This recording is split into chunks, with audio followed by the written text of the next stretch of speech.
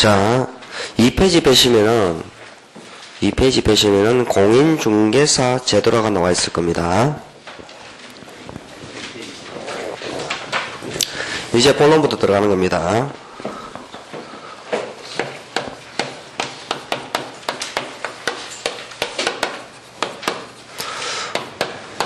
거기 보니까 시험 시행 기관이 나올 겁니다. 어디서 이 공인중개사 시험을 시행하느냐? 원칙은 시도지사가 시험을 시행합니다. 시도지사가. 근데 예외적으로 국토해양부 장관이 시험을 시행할 수도 있습니다. 근데 국토해양부 장관이 시험을 시행하고자 할 때는 공인중개사 시험위원회라는 게 있는데요. 시험위원회의 의결을 거쳐서 국토해양부 장관이 시험을 시행할 수가 있다. 자, 이게 올해란다. 작년에 22회 때 시험에 나왔습니다. 정답인데, 원칙적으로 국토해양부 장관이 시험을 시행하고 예외로 시도지사가 시행할 수 있다. 이렇게 나왔는데, X죠. 그죠? 원칙과 예외로 나와질 때는 반드시 구분해서 숙지를 하셔야 됩니다. 자, 이 둘을 합해서 시험 시행 기간의 장이라 그럽니다. 시험 시행 기간의 장. 이 시험 시행 기간의 장은 시험에 관한 업무를 위탁할 수가 있습니다.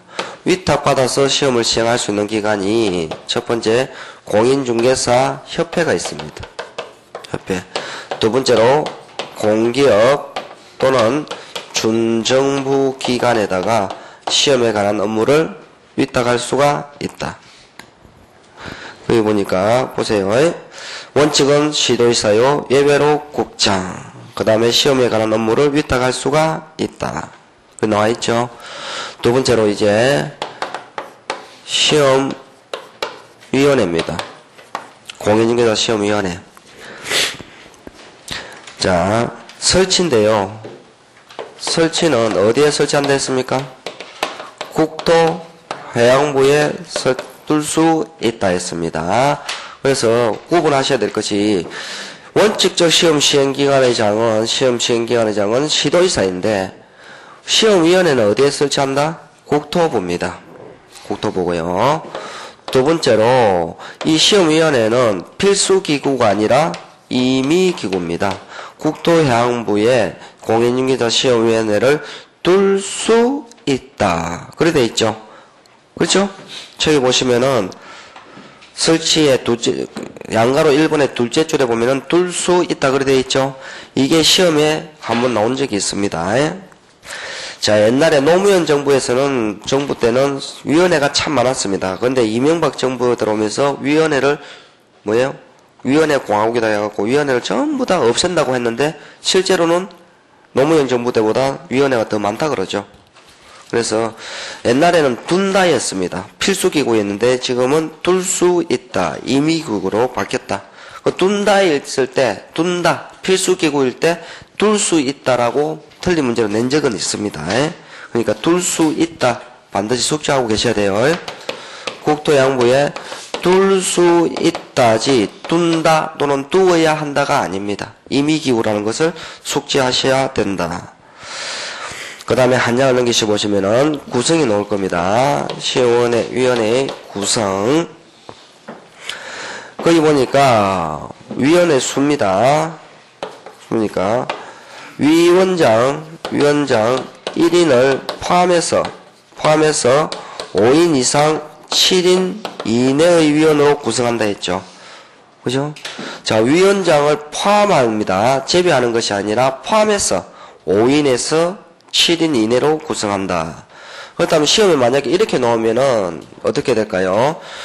공인중개사 시험위원회는 위원장 1인을 포함하여 5인으로 둘 수 있다. 그럼 맞다 틀리다? 맞죠?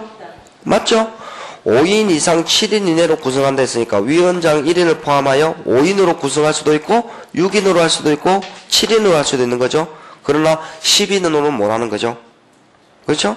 그렇게 문제가 될 수도 있는데 아직 기출된 적은 없습니다.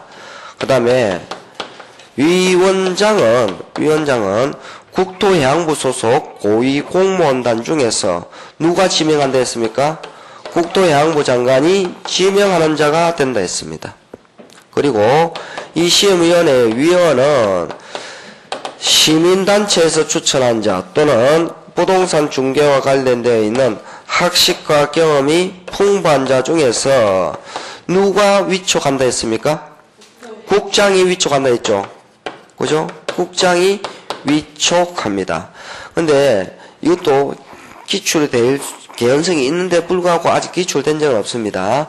보통 보면은 위원회 위원장 국장이 지명을 했다면은 여기에 소속되어 있는 위원은 위원장이 위촉할 수도 있는 거 아닙니까? 그죠? 근데 위원장이 위촉하는 것이 아니라 누가 위촉한다?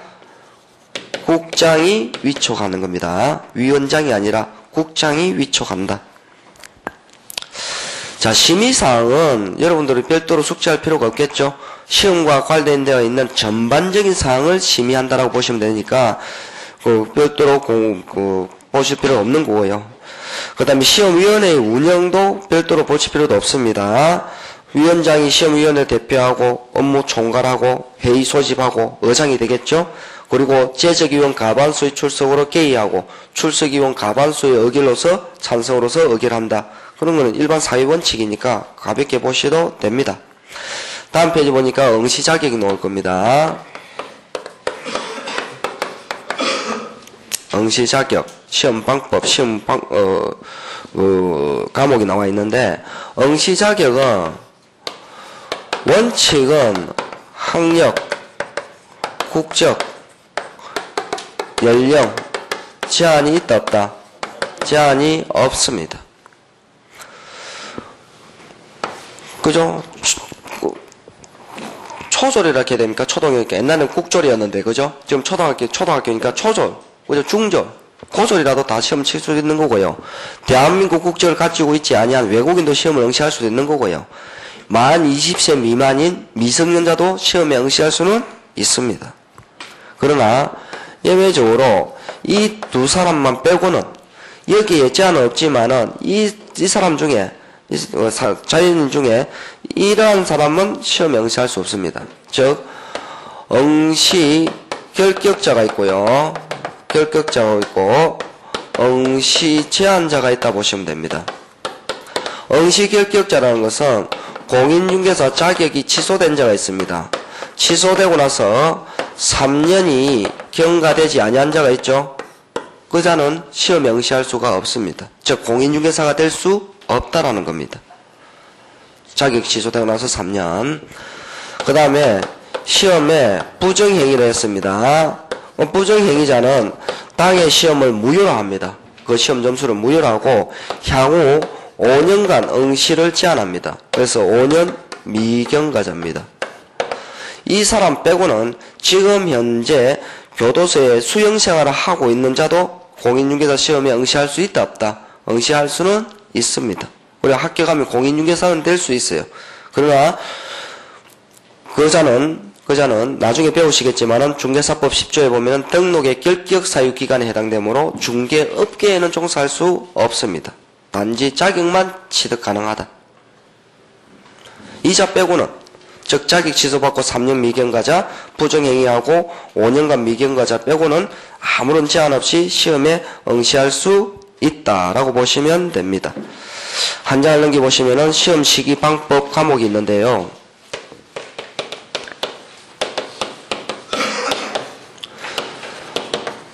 원칙은 시험 시기는 매년 1회 이상 시험을 시행하는 것이 원칙입니다. 1회 이상. 그런데 예외적으로 시험위원회에 의결을 거쳐서 당해 연도 시험을 시행하지 아니할 수도 있습니다. 자, 매년 1회 시험을 시행하는 것이 아니라 1년에 2번, 3번도 칠 수는 있습니다. 그러나 통상적으로 1년에 한 번 치는 것이 간행적으로 굳어져 있는 것이지 법에서는 1년에 1회 이상.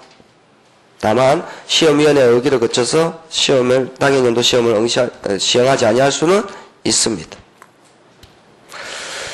자, 시험